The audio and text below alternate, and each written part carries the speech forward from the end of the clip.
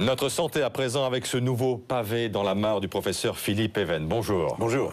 Auteur du guide des 4000 médicaments utiles, inutiles ou dangereux. Ce fut un carton de librairie. Voici à présent la vérité sur le cholestérol aux éditions du Cherche Midi. L'ouvrage sort le 21 février, mais le Nouvel Observateur publie Les Bonnes Feuilles cette semaine, dossier dont nous sommes partenaires. C'est une thèse stupéfiante que vous défendez, professeur. Le cholestérol serait un ennemi imaginaire. Ça concerne quand même 5 millions d'entre nous. Ennemi imaginaire. Totalement. C'est la plus grande erreur médicale, je crois, de tous les temps. Ouais. Et c'est aussi la plus grande arnaque, escroquerie, comme vous voudrez, de l'industrie pharmaceutique. Qu'est-ce qui vous permet de dire ça? Voilà. Pourquoi parce que ennemi héréditaire? Les artères se bougent quand même. Oui, mais le cholestérol, il est rigoureusement pour rien. Il y a d'autres causes qu'on commence à dépister, à analyser. Le cholestérol n'y est pour rien. Le cholestérol, c'est bon pour la santé? Vous avez pas les... C'est pas que c'est bon, c'est indispensable pour nos fonctions essentielles, fonctions cérébrales, fonctions sexuelles, fonctions musculaires, fonctions cardiaques. Et en plus, le faire descendre très bas, ça crée des diabètes. Il y en a 400 000 aux États-Unis aujourd'hui fabriqués par les statines.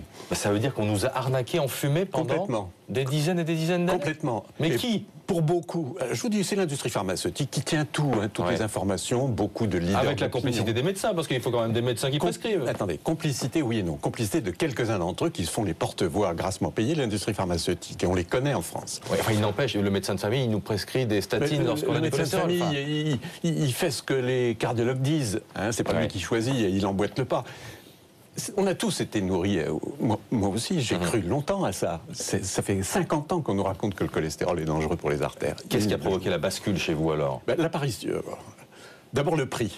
Je veux dire que la France gaspille plus de 2 milliards d'euros, presque la moitié de la dette de la sécurité sociale, plus que tout ce qu'elle dépense pour les handicapés, 3 fois ce qu'elle va ponctionner encore aux hôpitaux qui sont exsangues cette année, etc., pour des molécules qui ne font rien, comme on le sait maintenant, le cholestérol n'est pour rien, on le sait depuis 20 ans dans la maladie, les statines le diminuent, certes, avec des risques, mais sur les complications cardiaques, que les cardiologues prennent la peine de faire ce qu'ils n'ont jamais fait, de relire toutes les études qui ont été faites dans le détail, et ils s'apercevront de quoi?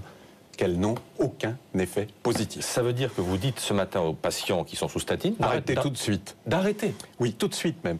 On n'est pas... La pilule, c'est un médicament, si on l'arrête, on risque d'être enceinte le lendemain. Là, les statines, c'était censé être des médicaments qui agissent lentement, sur le long terme, petit à petit. Alors les arrêter d'un coup n'a aucune importance. Bon, vous avez épinglé les labos. Qui peut arrêter alors cette imposture des labos? Eh bien, elle va s'arrêter toute seule. Pourquoi dites-vous ça? Parce que toutes les statines vont être génériquées au mois de juin. À partir de là, ça ne rapporte plus rien aux grandes firmes. À partir de là, elles vont non seulement s'en détourner, mais essayer de trouver autre chose pour les remplacer. Donc les statines, c'est l'heure de leur belle mort. Alors, c'est ce qui m'inquiète dans ce que vous dites, Philippe Even, parce que si l'imposture est telle sur les anticholestérol, ça veut dire qu'il y en a d'autres dans la médecine? Plein d'autres? Il y en a pas mal d'autres, mais à ce degré, il y en a peu. Il y en a vraiment peu, aucune à ce degré. Je vous répète, 300 milliards dépensés et gagnés par l'industrie pharmaceutique en 15 ans. Et je vous ai dit tout à l'heure ce que ça représente en France. Le gouvernement cherche quoi? 4 sous ici, 4 sous là. Il a 2 milliards sur la table. Qu'est-ce qu'il attend pour les dérembourser tout de suite? Bon, et vous êtes sûr, enfin pardonnez-moi, que les patients qui vont arrêter ces statines ne s'en porteront pas plus mal? Pas du tout. Alors, je pense que certains se porteront mieux, parce qu'ils n'auront pas toutes les complications sournoises des statines sur leur comportement général. Bon, ça veut dire que je peux continuer à me gaver de saucissons et de foie gras?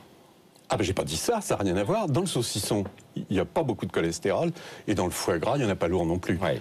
Le cholestérol alimentaire ne joue aucun rôle, aucun. Vous pouvez pas en prendre du tout, vous pouvez en prendre beaucoup, ça change rien au taux. Ça n'enlève rien aux nécessités d'avoir une bonne hygiène de vie, c'est ce que vous nous dites. Au contraire. Au contraire. Merci infiniment Philippe Even. La vérité sur le cholestérol pavé dans la mare sort le 21 février. C'est aux éditions du Cherche Midi, Pascal.